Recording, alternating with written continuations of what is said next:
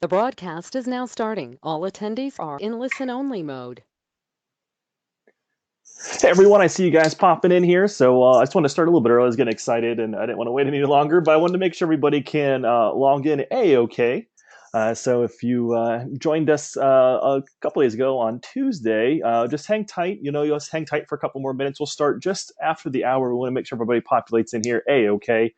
One is I don't think you have to worry about your speakers and stuff, so feel free to chat. You should be muted on upon arrival, so feel free to wrap up any conversation, or if you are in a group, talk freely amongst yourselves. It's a-okay. I'm not going to overhear any conversations, so you can speak ill will of me if you like. Number two is want to make sure that you know the sign-in sheet and the certificate, and it's an editable certificate, so it's a doc file this time. So you should be able to grab those in the handout. So when you log in, you should see a GoToWebinar control panel. And on the control panel, you're going to see a section called handouts. Now, sometimes when I bring up mine's kind of, it's not collapsed yet. It's kind of folded up. And so I have to click a button to drop it down. But as you look in your handout section, there is a certificate of attendance called Beyond Knowledge. And so you're more than welcome to print that out or download it, print it out, or just download it digitally and save it if you can put a signature digitally on the certificate. Also in there is a sign-in sheet. Now, I'm not keeping track of sign-in sheets or anything. That's up to your institution. But if you're, piling into a room and all of a sudden you're like, oh man, I forgot to print off an attendance sheet, or I don't have one available, just grab it there in the handouts, hit print on the computer, and hopefully you can use that one, and hopefully we could save you a little bit of hassle there. We'll begin here in a couple more minutes. I'd like to start just after the top of the hour. For me, I am over in northeastern Ohio today, so it's almost 2 o'clock in my neck of the woods. Nice, dreary, rainy day today. The snow mostly melted, I think, so far. So at least we're thawed out from that polar vortex in my area. I get jealous when I see people sending messages in from like LA. Of course, you guys had rain, I think, over that way, but Florida and the Carolinas and stuff, I kind of get jealous because I think about that's probably having a little bit better weather than I am. But I'm glad you're joining us today. If you're just grabbing, the control panel here that's booting you in, I want to thank you for joining us. Today is going to be the second of the webinars. The first one, this one's not a continuation series, so if you missed the first one, you're not going to miss any prequel information that's going to be relevant for this one. Although it could help on some instances. But you're more than welcome to jump on the website, accsc.org. That website is going to have a copy of my slide deck from Tuesday. I believe Christopher Lambert and his crack team over there has put up the recording of the webinar as well. And the certificate of completion is also on there. So if you go to the accsc.org website, you click on events on the left-hand side. That should bring up a sub-menu. You click on webinars, and you'll see the list of webinars. And the first one is completed, and so you should see information there. So just like on Tuesday, everything will be saved today. So if you don't want to, hurriedly and take notes and kind of take it easy and kick back and relax and enjoy that cup of coffee or that can of soda or pop or cola, whatever it might be, or whatever else is your beverage of choice, feel free to sit back, relax. I'll make sure that everybody has a PDF copy of my slide deck here.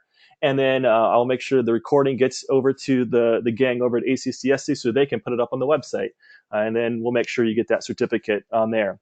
So just a note on the certificate, I know everybody's anxious on the certificate. I want to let everybody know that you will definitely get a certificate, either one in the handout section over on the control panel. So when you log in, you should see a control panel. Mine's about more than halfway down on my screen, but I think I have a couple extra gadgets and gears on mine. But there should be a handout section, and there in the handout section, there should be two handouts. One is there's the certificate of completion. That's a doc file this time, so you can type in people's names if you want to print out 20 different ones. You can put everybody's different name and write the signature as you print out, or you can download the sign-in sheet. Now, it's not a sign-in sheet for me. It's just for your own, it's a backup plan. In case you forgot to bring a sign-in sheet, you forgot to print one off, you can use our sign-in sheet here that we have in the handout section. Now, the other cool thing is that certificate of completion will also be emailed to the person that registered for the event. So if it's just you that registered, you should get an email after the webinar that has an attachment of that doc file for that certificate. So if you can't download it here in a moment, don't worry about it. You should be A-OK. And second is you should be able to go in and you should be able to access the certificate on the accsc.org website. Give us a day or two. There is the saving and rendering, and I have to make sure our IT team does the right thing for Chris and his gang to make sure they can get it up on their website a-okay. So give us a day or two. I'll try to get that done as soon as possible, though. I know it's fun to get that information when it's fresh in your mind. So I want to make sure you guys have the slide deck. You'll have the webinar recording. You'll have the certificate of completion, all on the accsc.org website. Again, go to events, and then you want to go to webinars, and then there'll be links right there. And you can still sign up for some webinars. We have 2 more next week. This concludes this week's webinar series. We had one on Tuesday about soft skills. That's the one that's up on the website already, and you can download that and review that if you like to. And today we'll talk about beyond knowledge, investigating qualities students prefer in faculty. And then next Tuesday, next Thursday, you'll join me for support division to avoid the division. And that's like teamwork. I think there's a couple cool things that we can do in the teamwork realm, and not only teamwork within like just looking outside your classroom, but looking at other departments: the career management department, admissions department, the academic department. If we got 3 departments working well, we're going to have some really cool things happen to our students. And then if you want to join me for a date on Valentine's Day on February 14th, in the afternoon or late morning for some people, the many hats of an educator, carrying beyond the curriculum to promote student success. It's almost like I would say it's a continuation off this one. We'll look at some traits and characteristics that students prefer in faculty, but we'll also kind of deep dive into I always say the different hats that people wear as an instructor. I know we just don't teach, right? We go into various different things, and I just want you to be aware of the different hats. If you're a rookie teacher, it's very good to know that what you're getting yourself into. But if you're a veteran or if you've been around the block for a little bit, it's nice to have just kind of look into different people that we are beyond a typical or standard teacher. So again, that's going to be next Tuesday, next Thursday, February 12th. And then February 14th will be the last one. That should conclude our 4-part series. Everything will be uploaded to the website, so you can always have everything available after the fact. And the cool thing is, I think if you scroll down a little bit on that events and webinars, you'll see some that we've done last year. So I was fortunate enough to be part of a series last year, and those are still up there. So if you're looking for some PD, there's some really cool content up there by myself and some other people too. There's some great stuff. I actually went down there to check on make sure everything was uploaded, and I started scrolling around and looking at different materials. So I kind of was looking at different webinars. So I have a couple things saved and on a to-do list there. Anyway, I want to thank you for joining us here, and I'm just going to begin here. I think everybody, it looks like they're in. I'm going to close off this here that just had some information. And what we'll do is, again, we'll kick off. And one last time, because I know people jump in here at the last second, is that the sign-in sheet is at the GoToWebinar control panel. And again, it's a document file this time. I think last time was a PDF. This time it's a document, so you can actually open the document, Microsoft Word or a similar program, type in people's names, and you can print that off or save it as needed and put that in the faculty development file, and you'll be good to go for this one. You'll get that certificate also through an email attachment after the webinar, and it'll be on the accsc.org website. You go to events, go to webinars, and it should be right there. So without further ado, I'd like to begin. Just to kind of do a couple other housekeeping things. If you have a question, or if you just want to type in something or ask you, like if I ask opinions and stuff, feel free to type that into the questions area. You're more than welcome to use the question or chat area. I think it's called questions or chat, depending on your system. I think mine says questions at the moment right now. So if you have questions, or if you have something that's up, definitely ask questions at the end. I'll try to leave some time at the end, and I'll try to stick around as long as I can to answer any questions. Sometimes it's nice when the crowd dies down a little bit, you can get your question in there. I'll try to do as best I can to answer everything for the webinar. So let's jump into beyond knowledge, investigating qualities students prefer in faculty. And when we talk about this topic, I want you to do a little bit of thinking right off the bat, and let me know if you want to in the chat or in the questions area. But you don't have to type it in. But I'm just curious. I would like to know, if you have a time here as you're listening in, if you can write in who your favorite teacher or your best teacher was as a student. And if you can remember back in the, elementary days, middle school, high school, maybe it was college, maybe it was some type of, class you took online or something that was after the fact, or a training session you did on the job. what was, who was this teacher and what did he or she do that kind of makes you think of, yeah, that's one of my favorite teachers. That's a good teacher to have. And so if you think of that, let me know how that goes into it. And so if you're looking into that question there, I just want to kind of cover a couple different things here. And so when I think about it, we asked people before, and if you look at people's responses, you're going to get things that she took the time to really explain how math worked. This person taught me self-reliance and personal responsibility and hard work. She made the class more enjoyable. Sometimes it's about, oh, this person was funny or enthusiastic, was full of energy. Maybe it was something about, this person was just very encouraging and respected the students and got a lot out of us. And so when you look at all those different things, you're seeing a good mix of stuff. And you're seeing some good, person was very smart and they knew what they did, but you see some things that kind of go beyond that as well. So here's a little secret, and I believe we already know it, so it's really not a secret, I think, is, the overall expectations that students have of instructors go beyond strong teaching skills. It goes beyond the content knowledge. And the statements that I just read a little bit ago, or just trying to remember, it was from an article, and it was about like just an opinion piece that it was in a local newspaper, and they asked, tell me about one of your favorite teachers. And those were some of the qualities that came about. Now, if you go online or you look up something similar in a newspaper article, a forum, or a blog post, I bet you're going to find the same type of things in there.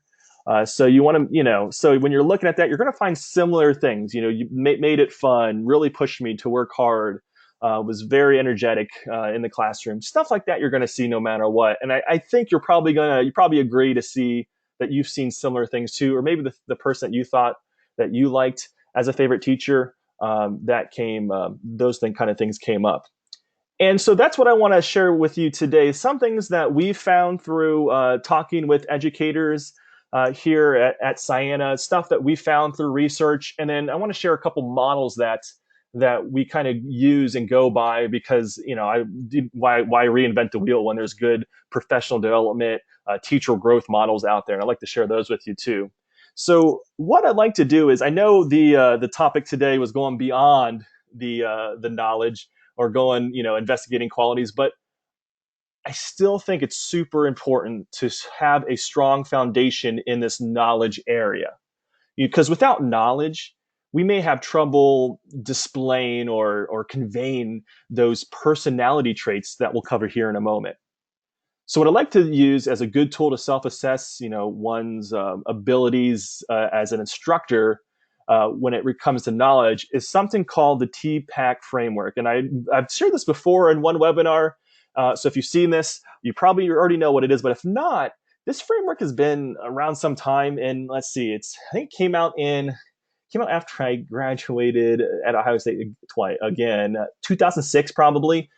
So it's been around the block for a while. So the cool thing about that is, it initially came out as a tool to help people integrate technology into the classroom, because technology integration was picking up steam back then.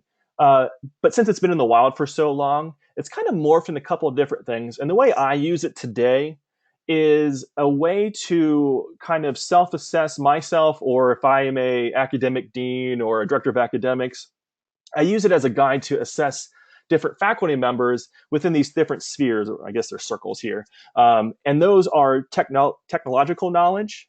Then you have pedagogical knowledge, and that's PK, and CK for content knowledge. And if you have that whole total package in an instructor, that's where you have that Tpac. You have technology, you have content, and you have that pedagogical knowledge, all kind of mixed into one. So just quickly, I just want to hit those three things, because that's going to be an awesome starting point for us as we go beyond the knowledge. And what we're going to do is we're going to go beyond it a little bit and take a look at some of the details. So when I mention content knowledge, we just want to, cover the kind of the stuff, what you're teaching, right? And this may include main concepts, theories in your class, best practices, for example. And they revolve around this CK, or this content knowledge sphere, or the circle here. And so it's, how well do you know the course objectives? How well do you know the lesson plan topics? And how well are you keeping up with the changes and the evolutions of your field? So, like, in your head, do a quick self assessment, 1 through 5, for example. You know, how do you rate yourself in knowing the content? And the cool thing is, it's okay if you're a 1, 2, 3, or instead of a 4, 5, that's okay, because sometimes you might get put into a new class. And this has happened to me. I'm an adjunct instructor today online, but before, when I was on ground, sometimes I would have to cover a class just because of how the schedule worked out.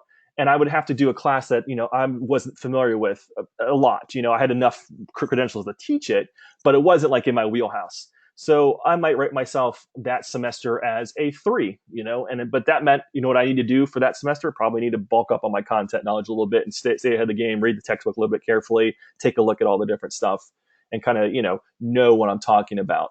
And so it's content knowledge. So again, take a look, and think about what rating would I give myself, 1 through 5. And there's no wrong answer here. It's just kind of doing a self-assessment of yourself.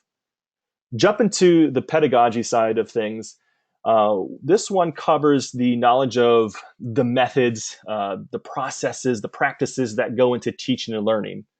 Think of things like classroom management, your lesson planning skills, how well you apply good teaching and learning theories into practice.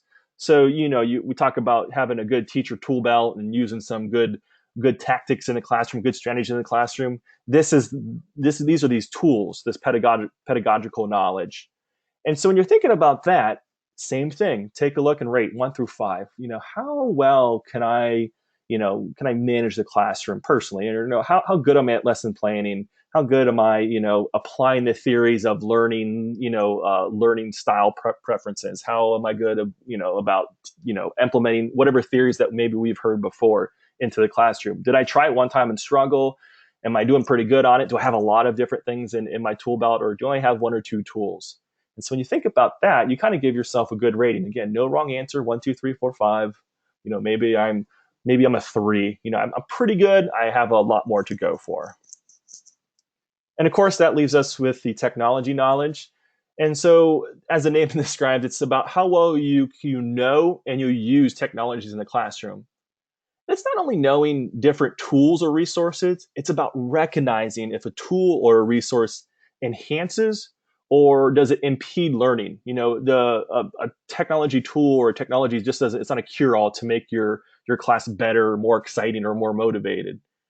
Sometimes when you implement technology, you have to think, does this make it more difficult? What's the end goal here? Does technology integration make it more difficult, or does it make it better?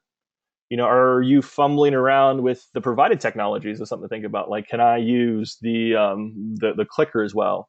Can I use the projector well? Stuff like that. Is it recognizing what maybe content specific tools I can use in a lesson?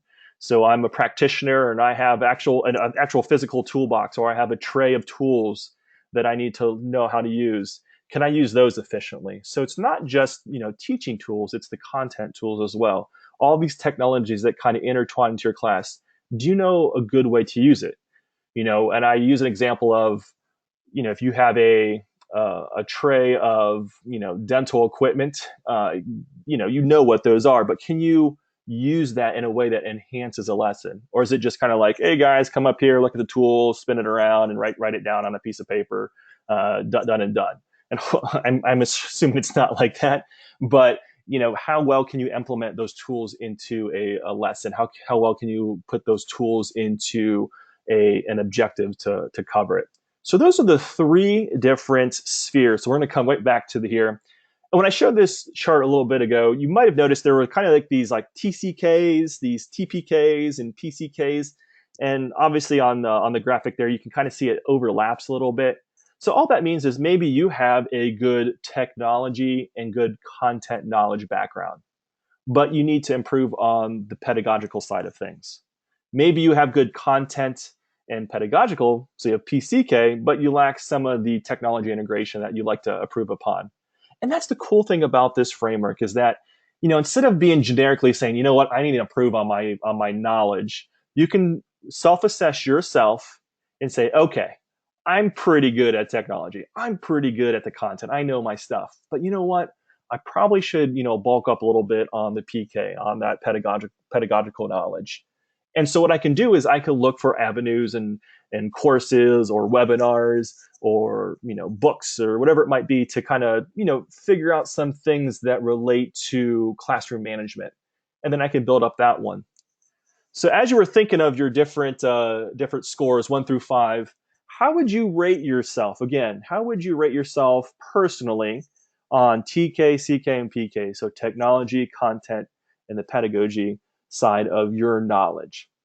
And I offer this just because it's a good way to pinpoint a particular knowledge to assess yourself on and a particular knowledge to get better at. We could all improve on something. If I'm looking at this, I think I got technology down pretty well. I like using technology. I've used different things in the class. I feel pretty confident, so maybe a 4 in that one. Content, pretty good on content too. And maybe the pedagogy, I could probably use more tools in my tool belt to make my classroom run smoother. And so I'll put that one as a lower one. Maybe that one's a 2 or a 3. But see, now I have a way to say, okay, now I could focus on one aspect of it. And that kind of gives me a path. At least that starts my path of how to do some self-improvement in my classroom. So I think that's really nice to have. So with all that stuff out of the way, not out of the way, I guess, but all that stuff covered, it's just a good way. Again, you can't kind of go into the beyond the knowledge until you have the knowledge. So I wanted to cover that knowledge part in particular at first, just to kind of get a good overview and give you a good path to take. And hopefully you can, use that in a way that you can benefit from it and improve one of those circles, one of those spheres. So now that we have a good understanding of knowledge, we can focus on personality, which is the fun stuff, I think, for today. And I want to spend some time on, knowledge just to get that going. And then today, right now, we're going to move into the personality side of things. So what I wanted to do is ask you a question, and this is a rhetorical question, is, would you have any confidence or would you have any respect for a teacher that had, no clue what he or she was talking about? Maybe you had one before. Maybe you had a teacher that was kind of just, was just not the best at maybe conveying knowledge at the very least. And so without knowledge, many of these personality traits kind of go out the door. And that's why I think a good place to start was, especially with rookie teachers, is getting that good foundation of content knowledge, the pedagogical knowledge, and technology knowledge. But once you have a good handle on those, then we can look at personality traits and we can reach the students even more. So this is kind of like climbing up that mountain a little bit higher. That first slide up there, we had like 2 mountaintops. If you got the content down, that's awesome. You got that knowledge down, boom, you're good to go. Let's climb up in the next highest mountain, and that's going to be with the personalities. And the one I want to cover first is a general kind of theme of enjoy what you do. And it sounds pretty silly, I think, because I think if you're not enjoying what you do, I don't know how you can go day in and day out teaching, because I think it's one of those labor of loves that we have. And so when you think about enjoying what you do, I think there's 4 key components that always kind of come up. And when you look at different studies or you look at different people who are in the academic field, and you just ask people, like, what is your students really like, in a teacher? Or what do you like to convey? Or you ask students. These are the kind of 4 things that always come up. And that first one is approachable. So what does approachable mean? Well, I think a simple thing to see and look upon yourself, and maybe look at your other coworkers and see if you see a smile when they're walking the hallways or they're in class. Maybe you just have to have this kind of approachable personality to make people feel comfortable in the classroom. But look at your body language too.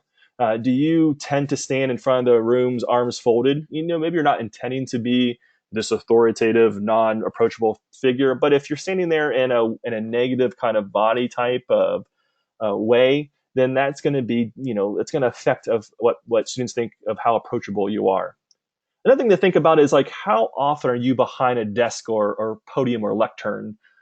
Because this creates this barrier between you and the student, and it just doesn't have this kind of approachable feeling to it. Do you wander around the class, or do you kind of stick up front behind the desk when you're done your lecture, like you imparted knowledge? Now you go on the desk because there's a couple things you need to do, and the students are kind of just sitting at their desk. You have your desk with like your 15 piles of papers and your big desk in front of you. It's not very approachable.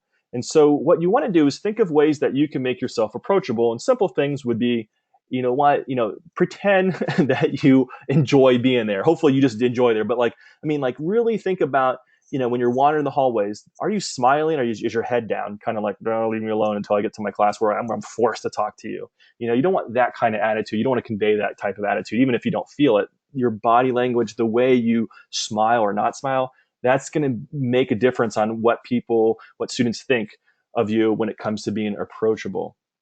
The one thing I like to mention too about approachable and is be mindful of trait transfer. And so what's trait transfer? It's like a concept where you say things about other people, and in this case, say other students or other coworkers, and what you say about other people influences how people or students see you. So I'm going to take a stereotypical faculty lounge and say, you're sitting there and you're complaining about how obnoxious the students are. There's going to be a real good chance that you're going to be considered obnoxious. It's this thing called trait transfer. So if you're always complaining, people are going to transfer those traits onto you. So you want to avoid to be in those circles, and you want to avoid having people hear you say negative things about other students, obviously, and other faculty members, because that's going to play a part in how approachable you might be. If you keep complaining of how your other class before this was obnoxious, again, they're going to consider you obnoxious. It's just a thing called trait transfer. It's very interesting, but I do mention it because I think it's easy to jump on the bandwagon, especially when you're in that lounge or you're printing copies or something. But at the same time, I think it's easy to overhear those conversations, or you just say things off the cuff a little bit in class or in the hallway. Other people hear that stuff. They're going to have this opinion on you, this trait transfer on you. And I don't want that to happen when you don't mean it to happen that way. So just kind of be wary of that trait transfer existing in your building. So that's approachable. The next thing I'm going to do is challenge. And what this is leaning towards is being friendly, but you don't want to be a pushover or too easy. I think a thing that people might think of is the stereotypical, man, I love my teacher, he just plays movies. Mine was like on the old overhead projector with the slide machine. But like, oh, all right, movie day, but really you're not really learning anything, and it wasn't actually that cool. That person's probably not your favorite teacher when you're thinking about your favorite teacher, the person who played movies all day or just didn't really challenge you in the classroom. But a lot of times what students remember, are those teachers that did challenge them. They pushed them to work hard, to get through obstacles. And that's what we want to make sure we do to students, is we challenge them. So, like that mountain again, we want to challenge them to hike up that mountain, hike up the higher mountain, keep pushing them. You want to be demanding without being unkind, so there is that kind of nice level there where you want to be challenging, but you don't want to be a jerk, And so make sure you are challenging them. And you can do that in ways where how you create assignments, how you create your lesson plans, how you offer encouragement, and you push them to do better. So, you're just not saying, you can't do it, give up. Or if someone is failing, you just don't let them go. You actually kind of step in and say, you know what, you can do this, and this. It's about, being available and really pushing that student and making him or her believe that they can do it. And you're challenging them, but you're not just yelping orders at them. You have this kind of caring side about you as well. So, just have good expectations at the beginning of your class. So if you set high expectations for them, then they're not going to be surprised that you're going to push them every day in the classroom. So think about the expectations you set on day one, minute one. If they're very clear, and you could explicitly tell them, you're going to be challenged. I'm going to challenge you in this class, and I'm going to challenge you to do X, Y, and Z, which is probably going to be the core objectives. I'm going to challenge you to those. They're not going to be surprised because you're going to push them, and they're going to realize, you're going to make that connection. Oh, this, Mr. So-and-so or Miss So-and-so or Mrs. So-and-so is going to be pushing me to, reach these goals. So have those good, clear expectations at the beginning. That's going to go a long way when students are thinking about, do you challenge them enough? Now, if you've been on other webinars, especially last year, we did a couple. You may have heard me use the phrase, before, but it's been a driving force in what I've done on the on-ground classroom before as a teacher and as administrator, and what I do today as an online faculty member. And it's a phrase that's borrowed from, I think it's borrowed from, like, I've heard it from John C. Maxwell, who's like that leadership author guy. And then, people said it's been through Teddy Roosevelt, 26th president of the United States. Correct me if I'm wrong in emails afterwards. But in our academic world, that phrase goes, students don't care how much you know until they know how much you care. And it really is a good statement that illustrates that balance of those core knowledge spheres that we talked about, the Tpac spheres, combined with personality traits that students seek. So having the best of both worlds, showing how much you care, then you can kind of show off how much you know. That's going to be a perfect connection for those students, and they're gonna seek that caring plus content stuff. So anyway, when I think of that phrase or quote, I think of adding, something onto the ending too. And this is what I usually do is, I think of, students don't care how much you know until they know how much you care about them. So, I think it's about them first. You want to make sure they feel like you care about each individual person, not you don't care about the school. It's great. You want to have this trait where you care about the school, you care about the classroom in general, you care about teaching, but you want to make sure you care about them, each individual person. So when you're going into classroom, figure out ways that you can showcase how you can care about the students. How can you make them feel like you care? We talked about on Tuesday simple things like using you can use names, and you can do other things for some soft skill things. But you can actually put the effort and time into providing great learning experiences. You don't want to mail it in. That's not going to show that you care. So think about, have you ever taken part in a one-sided conversation where you got the feeling the other person on the other end didn't really care? Well, take that thought in the classroom and to each student, and make sure that we make the time to listen to them, to actively listen to students, to ask questions about them. Just don't, they come to career colleges because they really feel they're not a number. In my area, it's like they go to a Kent State University or something similar, and then they just feel like they're a number. It's too big. They like that personal, caring environment, and that's what we offer. And I think that's an awesome thing that we do. So it's really take a step up and really push that, because that's an awesome thing. A lot of students like that high school atmosphere because people, they didn't handhold them, but they cared about them enough. Everybody knew, all the teachers knew the students' names because they had them for a long time. We have them for a decent amount of time too. So it's getting to know those students individually, taking time to listen to them, ask questions. It doesn't have to be all content stuff.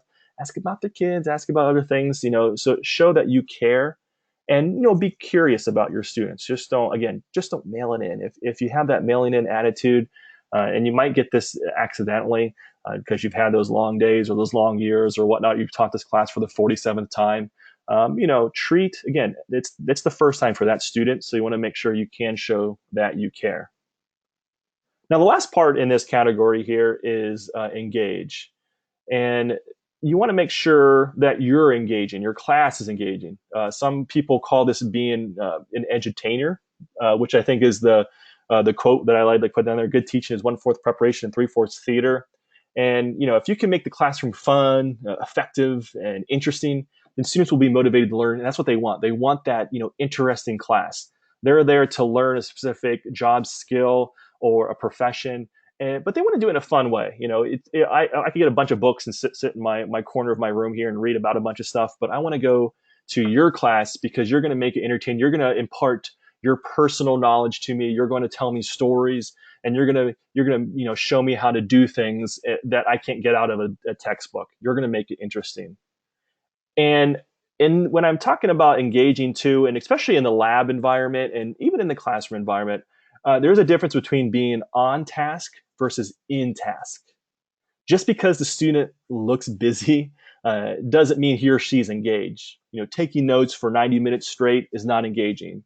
Spending time in a kind of unclear lab assignment where students are not really sure what they're doing, but they're kind of tinkering around the car, they're kind of tinkering around trying to do some type of procedure, that's not engaging. You want to keep them engaged throughout the entire class period, throughout the entire lab period. So an engaged teacher often creates, engaged students. And if you roll in the class, you use the standard published, produced PowerPoints and read exactly what's on the slide, and just click them through. You're not really engaged, and I guarantee your students are not going to be either. But if you create your own slide deck, you take that information, you kind of put your own stamp on it, you kind of brand your own slide deck, your PowerPoint. Maybe you don't. Maybe it's like you get the publisher PowerPoint. There's like 85 slides. There's no way you're going to use 85 slides in your like a 40-minute lecture or a 20-minute lecture. Why don't you encapsulate that in a method that you feel most comfortable with? Maybe you're a good storyteller, and so you have a couple bullet points up on the screen, but you can tell the stories that relate to those bullet points. Maybe you have good visuals, or maybe you like to demo things. Find your strengths and use that, and make that classroom yourself. Don't rely on just pre-made materials. I think it's awesome that sometimes I can get to go to a class and I have the big binder that has the syllabus and has objectives and it has what I need to cover each week. But I think how I do it, that's up to me. And so I can make that my own. And I like doing that part. So really, take advantage of making that your own. Create your own slide deck, create your own methods of delivery. Just because you have a certain slide deck or a PowerPoint doesn't mean you have to use that one. Make it your own. Tweak assignments a little bit too, or tweak lectures especially to make it where you care. Because if you care, your student's going to care, and then you're going to get this sense of enthusiasm, even in your own voice, and the way you talk about things is going to be a lot different, and that's going to affect the students who want that engagement from their instructor. So for this first four here, think about, again, I always like to say, think about one thing. I don't want to overload you, I think, with a lot of different stuff, a lot of different traits. But I want you to think about, one thing that you can do in addition or a little bit better or something you can change. What can you do to show that you enjoy what you do for students? I got some things in about, sometimes I just feel like I, don't walk around in the room enough. I kind of lecture in front of the podium a little bit. So I like to maybe be engaged. And that's a great idea. So I appreciate you sharing that one with me previously. Is that someone said that they, try to get, to everybody in the classroom. They try to walk by somebody within a foot or two when they're lecturing. Because when that teacher comes close to that student, you have this bond already where you're not just this person way up in front of the room. You're wandering the room, and students pay attention more. They feel like they have this connection with you because you're just being in the proximity of a person helps. So for that one teacher, she just wanted to move around the room a little bit. Sometimes it was just looking at, maybe, setting those clear expectations. I want to challenge them more. I don't want them to skate by. I want them to know it's a challenging class and I'm going to push them in this class. So I'm going to set clear expectations on day one. So they had a little thing, 5-10 minutes beginning of the class day one, set clear expectations and, really push the students and documented and reflected each day of how they, projected that challengeness. And they kind of tweaked it to figure out a good, challenging personality, and it worked out great. So think of that one thing. What can you show? What can you do to show students that you enjoy what you do? All right. So that first one was all about kind of just, enjoying what you do, showing what you do. You may enjoy what you do, but make sure you show it. Or sometimes you might just have those days where you're not really showing it, or you're just kind of in a slump. We'll make sure you show it because it's really going to affect the student. The one key factor that affects student success is the instructor. And think of how many people you affect each day, or you see each day. And if you teach a class of 30 and you teach 4 classes, that's a lot of people you see every day that you can make or break something if you're not that engaging person, you're not that caring person, approachable person, or the person who challenged them. So keep that in mind. Then also keep in mind being admirable. And so this is a little different twist on it. Some of the stuff is built off of those other characteristics, but in addition to those 4, there's 4 more that kind of appear all the time when it comes to different studies. And it's like surveys where they just rate 1 through 10 how important it is for a teacher to be respectful. And so you'll see respectful at the very top. You'll see being fair at the very top, responsive and patient at the very top. So in the drive to be admirable to students, you want to make sure you're respectful. And this centers around making the focus of the learning environment about them, not you. You don't want to demand respect, but you want to earn it from the students, and students will appreciate this. So, be aware of what's happening in each student's lives. We kind of talked about this earlier, but it's about this empathy that you show students. This ties a little bit back to, enjoying what you do. But realize respect is a kind of direct reflection of how you treat your students. It's the golden rule, treating others as you want to be treated. If you treat others kindly and you're respectful and you're engaging, they're going to be respectful back to you. They're going to be engaging as well. And it's just like that mirror. And so again, just follow the golden rule. We've all heard about the golden rule, treating others as you want to be treated. And speaking of golden, actually, when it comes to respect, your word in the classroom must also be golden. If you say something, follow through every time. You say you'll look into an inquiry after class, you better do it. If you say you'll spend most of the time in the lab that day, you better spend most of the time of lab in that day. And lastly, in a sense, your actions must be golden as well. So we'll continue with this golden theme, which I guess kind of fits. Students, they like a teacher who is not, or the students like a teacher who is the same today, who was the same yesterday, who's going to be the same tomorrow. Students don't like an unpredictable, moody instructor. So what you want to do is, you want to be this kind of consistent person in the classroom. So you don't want to be engaging one day and then be demanding and yelling at students another day, and then be happy the next day, and so on. They like this consistent kind of atmosphere in the classroom. So, not only does your word have to be golden, your actions must be golden as well. So make sure, you don't have those up and down days in the classroom. That's going to be very helpful. So, seek to be, pleasant and reliable in words and action. And you're off to like a great start at having that respect for quality, or respect that, it's a good quality that students really prefer it. Again, respect shows up all the time at the very top of the charts. Now, this one is interesting because being fair centers on, setting those clear expectations that we mentioned before and following through on them.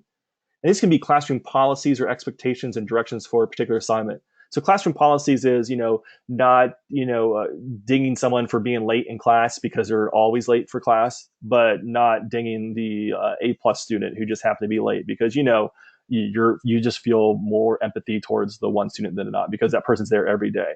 You have to be consistent in the rules. And you also want to be, consistent on an assignment. So when you were talking about being consistent in assignment, you want to be fair on how you assess students and how you give feedback. So whenever you deduct points, you want to make sure the students understands why those points were missed. So having like a checklist or a rubric, that's going to help create a fair playing field. And for me, it's a nice way to always refer back to it. Well, according to this rubric, this is why you got a 42 out of 60 on this assignment. And it's really not just me thinking about what should this person get? They missed this here. 42 sounds good. That's not going to cut it, and that's not going to be a trait that a student's going to feel like. I think Mr. Grimes is just making stuff up as he goes. But if I have a rubric or a checklist to say, you know what, there was 10 things you need to do for assignment, you hit about 7.5 of those. This is why I gave you that grade. That's going to be a lot better for you. It's going to be a lot better for the students because they're going to understand why they miss points and they're going to understand where you're coming from. So to them, that's you being fair. If you don't apply fairness in the classroom, someone haphazardly following the classroom guidelines or appears unfair in grading, then that teacher, you will lose credibility in the students, and that's going to be huge. Once you lose that, it's very difficult to grab that back. So when you think about being fair, think about being fair to everybody, whether it's, it's the smartest person in the room who's the above go-getter person, or what I like to call the knucklehead in the room that is just takes learning in a different manner, and that's up to you to kind of be flexible and reach that student and being fair to that person and to the other person. So it's everybody from top to bottom and in between. Make sure you're fair to everybody in classroom rules, classroom policies, and also when it comes to assessments. Now, this one is interesting. This one, according to much research, is a little more important online than it is on ground, but it usually is a top trait no matter what. So if you are an online instructor or you teach a hybrid class, this one usually appears a little bit higher than the norm.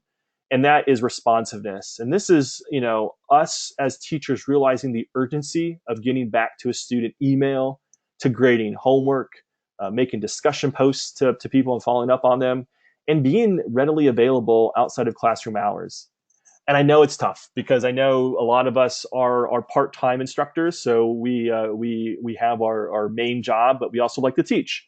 And being available is very difficult. Replying back to emails is very difficult. But a student expectation is this person is going to get back to me. Usually, the one I think of is within 24 hours. If a student emails me tonight, I tried to respond back to them by at the latest tomorrow afternoon, tomorrow evening, and that should be a-okay. Now, if what I try to do is set up a routine where I can take a look at my email for students at night and in the morning, and then I could kind of see things trickle through the day. But if anything seems important, I'll make sure to fit time in during a coffee break or at a lunch or something and reply back to a student, because I know when they are at home, especially an online student, they're going to be stuck until I get back to them, possibly. So I don't want them to miss the assignment. I don't want them to be frustrated, because the longer they wait, the more frustrated they're going to get.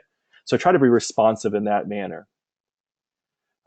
So just think about being responsive to the student, especially. And if you're on ground too, that's just about returning homework quickly, and again, being available before and after class. Can you come in 10 minutes earlier to talk to students who might need your help? And that's going to go a long way for students, and that's what they want. They just want to make sure that you're responsive to their needs and wants.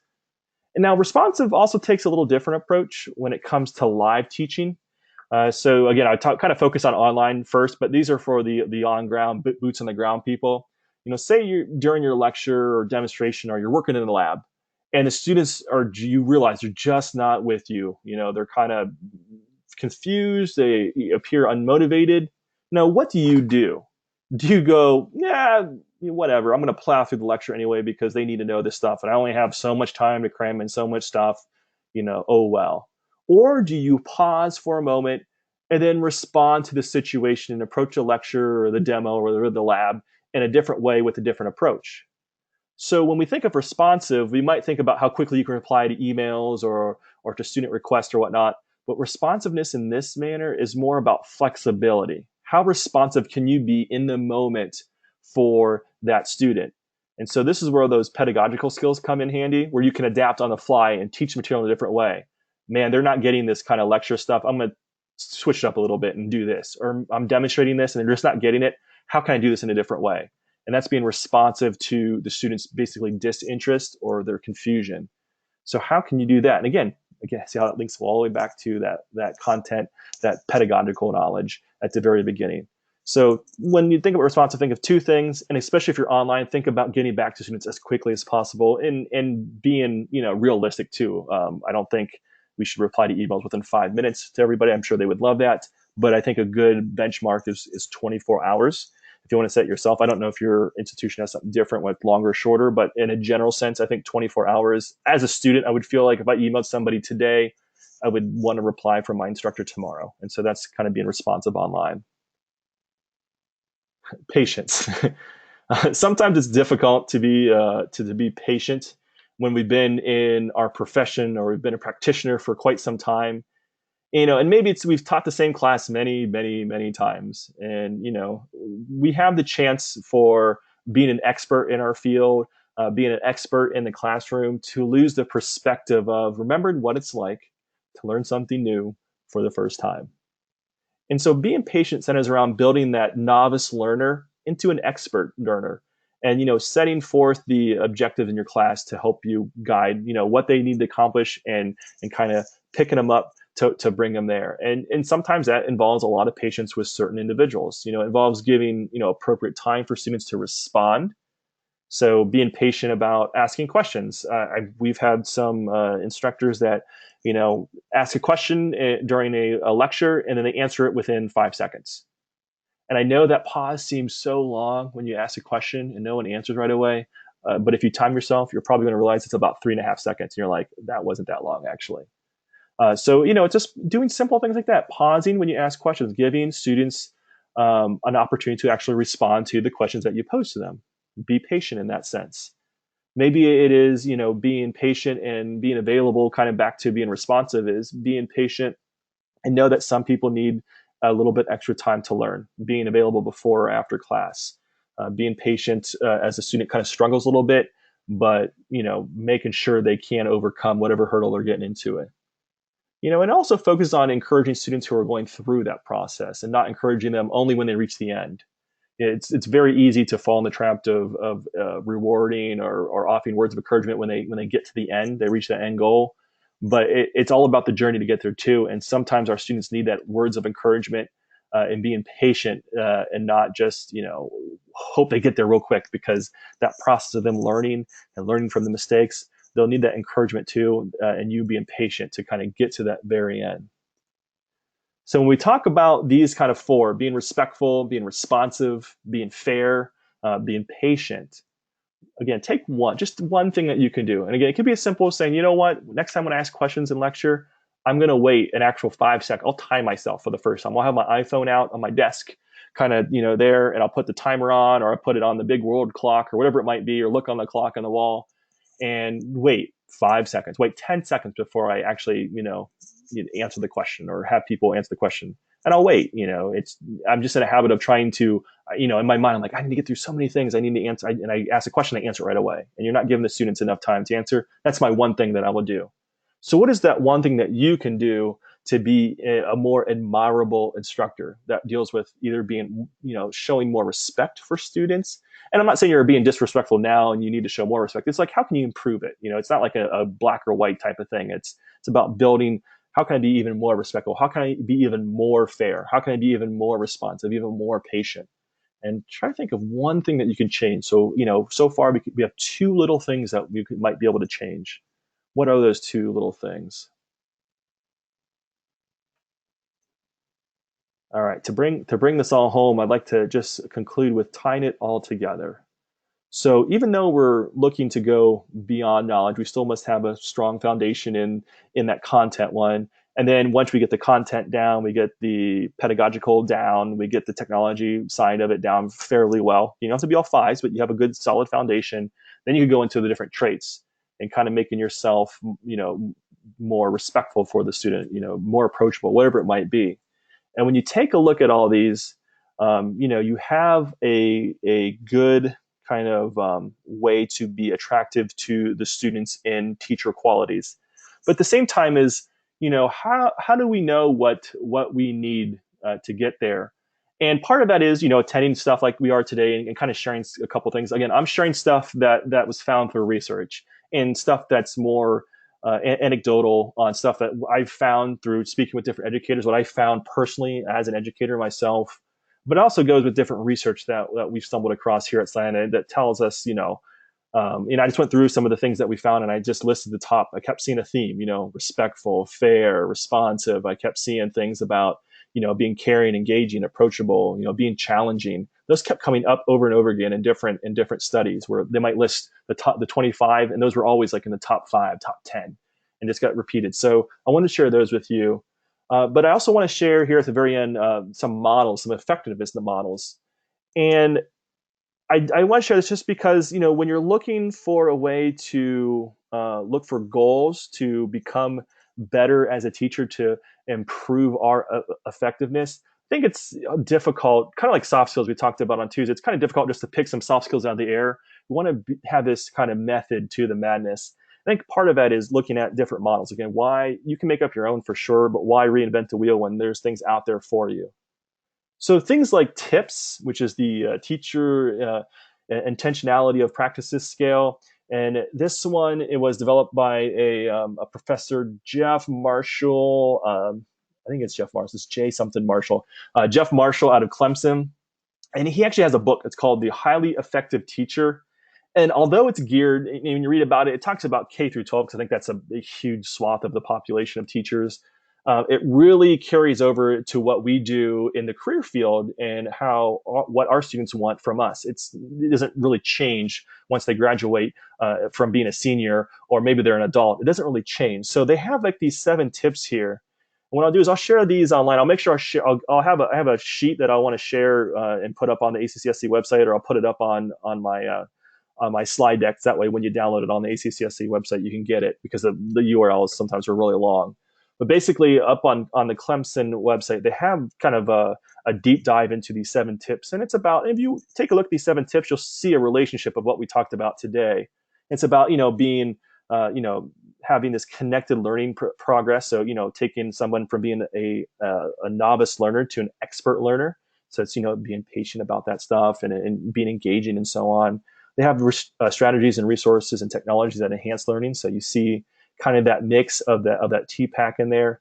And again, you have safe, respected, well-organized learning environments. You see how this kind of fits in there. So when I mentioned a bunch of these ones, these are the top ones that kind of fall in these 7 tips. So you can also Google this. I'm sure you can find some really good content just by Googling. But again, I'll always share a URL with you guys after the presentation, because I think it's nice to kind of have these in your bookmark list, because if you are developing some type of assessment for instructors, think back on, when was the last time you've updated the teacher assessment? Like when you go in and you have to, you get assessed as an educator. The academic dean comes in and sits in the back of my room and assesses, what are they assessing really? So taking a look at your own model first, and then seeing what other models have, and see if there's any gaps in your own models, and revising it. Sometimes looking at tips can help. Another one, or another two I'd like to share with you is the Danielson framework and the Marzano model. And these are pretty much, you kind of look and they look the same, but they're the same but different. The Danielson framework for teaching it's a research base, and it has these components of instruction that's aligned to this consortium of basically state Department of Education personnels in all the different states. It's the Interstate. I wrote this down. Interstate New Technology Assessment and Support Consortium, INTASC. And what they do is they develop this framework where, if you look into like the Department of Education in Pennsylvania, you'll see it very much borrows a lot of these things off of this framework here. And it's about planning and preparation, classroom environment, instruction, and your professional responsibilities. Then you look at the other model down below, the Marzano model. And this is interesting because this one's really nice because it provides a kind of a cause and effect between its elements and the positive gains of student learning. So you can say, if I do this, students will do this. If I do this, students will do this. So that's kind of a cool model if you want to look into that one. Again, if you Google it, I'll provide you a link.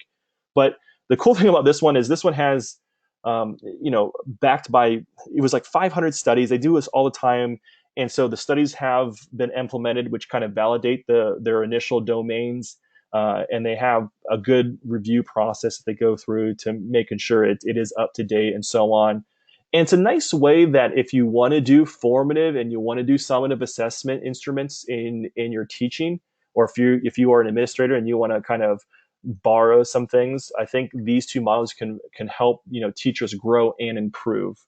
So these are two frameworks that I do like to share with you. Just because you can spend a whole day talking about it, or you can download. They have PDFs. They have you can find blog articles and a deep dive into different ones that will show even like subdomains or sub-objectives in each domain. And it's very interesting if you want to look at what students really like in instructors. These frameworks, whether it's the one before for the TIPS model, or you got the Danielson, the Marzano models here.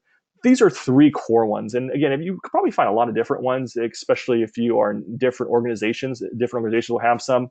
Use something that you can find out there, because someone has done a lot of the hard work for you. I could go through and look through 500 studies and make something myself, or I can kind of look at the Marzano model, look at what our needs are in my building, and then build a good kind of teacher evaluation, a teacher professional development tool to help everybody out in my school. So I just want to share those 3 with you today. And my last question for you, as we conclude here, just before the hour, is, what is your current model for teacher evaluations, and when was the last time you took a look at it and wanted to revise it? And did you revise it? As you as an instructor, do you know you can revise it? Can you revise it? Sometimes those are just good questions to discuss in a faculty meeting. Sometimes you just don't know what we don't know. So, maybe there is a committee that goes and looks at the revisions of what faculty feedback and professional development models might be. Maybe there is not. I don't know. Everybody's different. But it's a good question to ask yourself, because what you want to do is start with the models that you have at your campus first. That's going to be an awesome benchmark of what is a good teacher. Because I guarantee you have something somewhere that you're being evaluated on. Look at those benchmarks first, then take a look on the outside benchmarks, and kind of keep in mind, those things that we talked about today. making sure you enjoy what you do. You're approachable, you're caring, you challenge, you engage students, and then make sure you are a person that can be admired in the classroom. You are an expert, and you're also admired in the classroom. You're respectful for your students. You're good at being responsive. That's what students love to see in a teacher. They love to see teachers that are fair. They love to see teachers that are patient.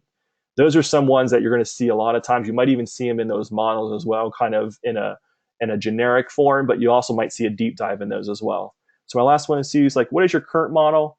And if you don't know what it is, you've never seen it before, ask to see the model, because that's going to give you a good kind of rubric yourself to show what you can improve upon and what you can work towards, and gives you a good goal on reaching those strategies. Because I'm sure this has been developed all before. It's not something new that we found out yesterday, like, oh my gosh, students want more than, just a person who's super smart in the content area. Your model will showcase a lot of this stuff. And if not, if you have any gaps, some models that are online will definitely help you out. So if you have been in any of my webinars before, I like to share a website at the very end. And as I share the link, I want you to just keep in mind to be at ease in the classroom. If you be prepared and you got your stuff down, you got your knowledge down, you're going to be A-okay. Be in command of your classroom. Feel confident in what you do, whether it's the content, it's the pedagogical side, it's the challenging students in the classroom, and then be in the moment. Don't put on autopilot. Be in the moment. Observe every student. Care for every student. Adapt to changes that you need to do on the fly, and you're going to set yourself up really well to exhibit other qualities that are based on these kind of three big motions.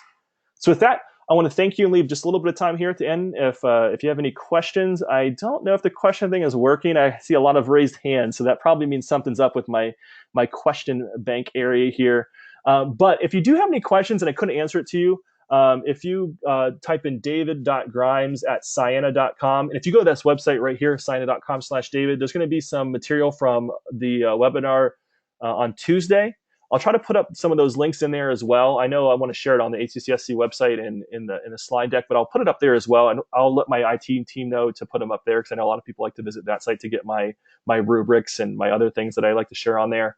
I'll put those up in there soon. So just if you click there now, you're not going to see stuff from today yet. But as soon as I close the webinar, I'll reach out to the IT team to make sure they update that website and put on some of those models, that the two models and the frameworks with the tips model. That way you kind of investigate that if you have some downtime or you have some free time this week.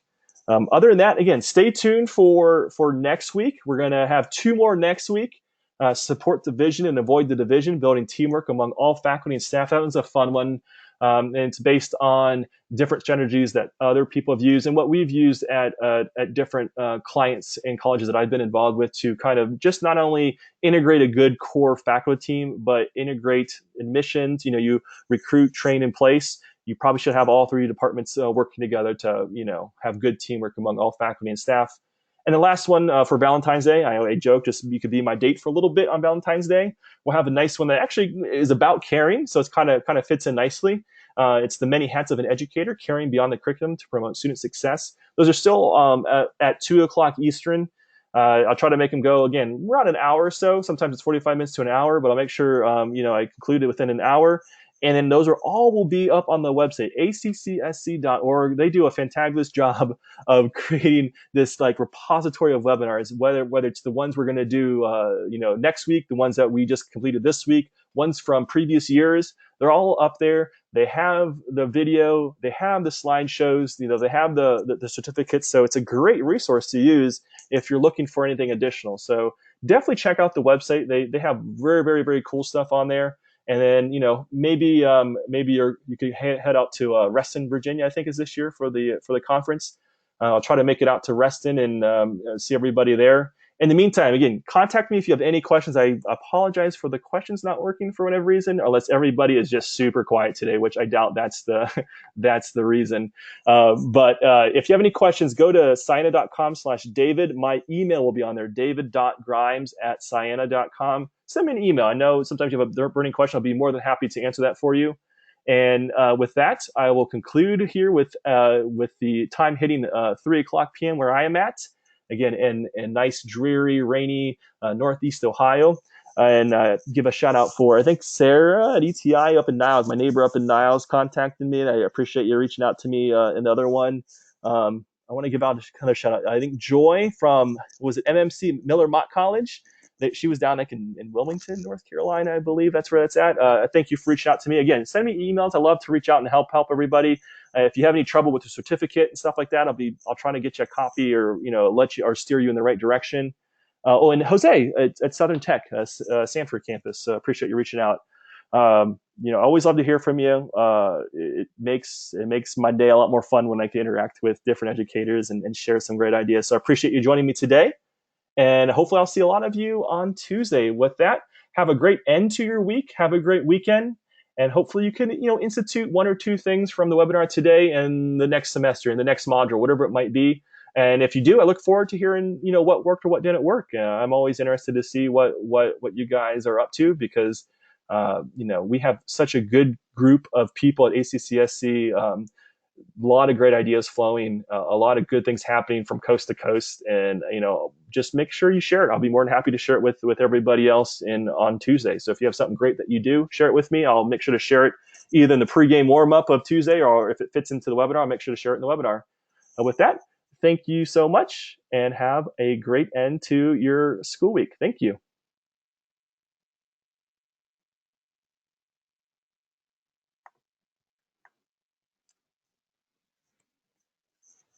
All right, usually I try to answer questions here, but I think the question thing is not working for some reason, and I am clicking things and nothing's really coming up. I thought it was really quiet at the very beginning, but maybe the question thing is not operating at the moment for some reason. But again, I see hands raised, but I can't do anything, unfortunately. I can't send you a private message, so I do apologize for that aspect of it. But again, send me an email if you can. You can send me an email if you go to the website here. Let me see if it's up and running. Sina.com/David. Let me see if I can share my screen again. Let me just type in get to a thing. Here we go. So on here, my email is going to be right down here. So david.grimes@sina.com. Again, I honestly, feel free to email me anytime you like to. I know sometimes you get idea jumps in your head after the fact, on Saturday or whatever. Send me an email, david.grimes@sina.com. And if you go to sina.com/David, it's going to take you to places that says, where's the goodies at? And the last webinar, we had some in-class rubrics of some kind of soft skills types of rubrics. I had some reports and some frameworks that I showed last time. I'll add the additional frameworks. I have my IT team add the frameworks here for this webinar. So you'll have a nice kind of collection of all the different links that we have, all the different frameworks, all the different rubrics in this one spot at sina.com/David. All right, guys, I appreciate it. Hopefully you guys have a nice end to the week. You have a good day tomorrow. I think, I don't know if your last day is sometimes, I know some of the schools, the last day is Thursday, a Friday, quote unquote, off.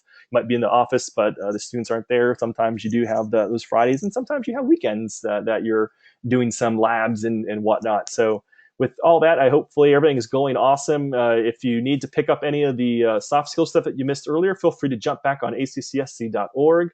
All that information is on that website on there. Let me go to that one too, if everybody's still sticking around. accsc.org. I said Chris and his crack team over there put up events. I'm going to go to events, and you go to webinars right here, just where you signed up at.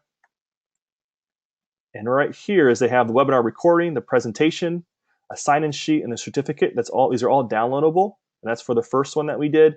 And so give us a day or two. Like I said, once I log out here, my GoToWebinar will kick up a video that will render for a while. That I have to send it over to ACCSC, and they'll put it up here. So they'll have go on the Beyond Knowledge, and you'll see some information right here. And if you're interested, on February 12th, we have the Support Division to avoid the division. And then on February 14th, Happy Valentine's Day, we'll have Caring Beyond Curriculum to promote student success. And again, those will all be, populated with the slide deck, with the webinar recording, the sign-in sheet, and the certificate right there. So if you need to, show this at a different date, you can do that as well. I know some people put it up in a classroom on Friday, and they do a teacher in service on Friday. Here's all the information that you need for that teacher in service on a Friday or whatever it might be. All right. drop my screen here. Thank you so much for all those that are still attending. I do apologize once again. I can't get questions. I love answering questions, Dana, as long as I can. Beats going back to work. I'd rather stay here with you guys, but it looks like nothing is working right now. And let me just do a couple more clicks and whatnot. I don't see any way to, I don't know why it's not activated. Maybe there was a setting that was set up beforehand. But you can send me an email, again, david.grimes@cyna.com. If you do have a burning question, I'd be more than happy to answer that for you. All right, guys, I appreciate your time today. I know you guys have busy days, so carving out an hour, I am eternally grateful for you to join me. And again, hopefully you have an awesome day. I know you guys made my day awesome today. So thank you so much.